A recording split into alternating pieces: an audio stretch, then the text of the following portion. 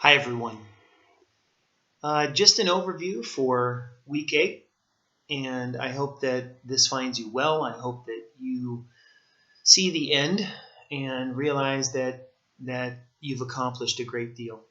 I'm going to make this video short.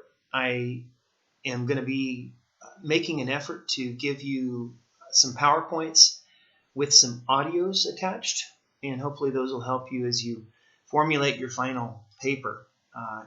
Basically, they'll be like modules that you are completing on your own. And those, I know some of them have been pretty deep. They have a lot of literary jargon. And so I hope that the videos that I can make for you are specific to this class and specific to your needs. This week is the last analysis and the last reading quiz.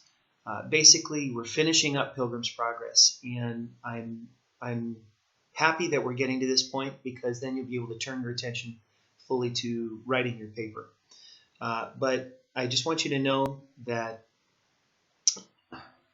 even if you haven't understood everything in these books, you can still write an analysis. I mean, ideally, you have used resources online and you have figured out the parts that have been difficult because of language or because of cultural background or whatever it might be. Both the Iliad and the Pilgrim's Progress present us with challenges, textual challenges, places where we really have to walk in the shoes of the people who were living at that time to understand what is going on, what is being referred to. Okay, so as you get ready for this culminating paper and actually drafting your final paper, I want you to know that this analysis, it should be a literary analysis. A lot of you, from what I can tell, you're heavily invested in the theology course, and I love that, and I definitely want to see that as a framework.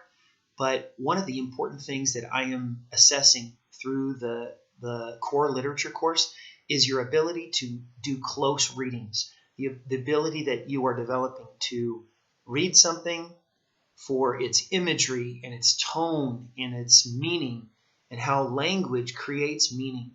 So hopefully you can look back and you can see some development in your own writing and your own sense of being literature scientist. So you've got your reading quiz Wednesday, we've got our session on Thursday, and you have your last analysis due on Friday. And you also need to be working on your outline. Now, for Professor Zank, you have this outline, and it's very important that you use that outline and that you craft your draft based on the outline. So the most important thing of this week is your draft.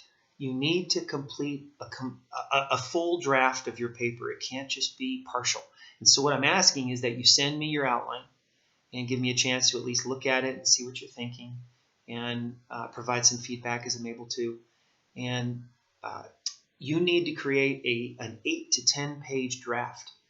And what we're hoping is that your analyses can fit into that somehow, that hopefully you've been choosing portions of these books that lend themselves to the larger issue of your Bible metaphor. Okay, so try not to reinvent the wheel if at all possible. Okay, so you've got that big draft, and I will be taking a look at that.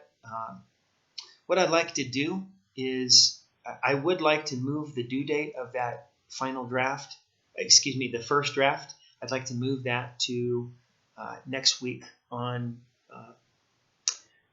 Right now, I'm even thinking that I can give you the whole week and you can submit it to me by Friday night.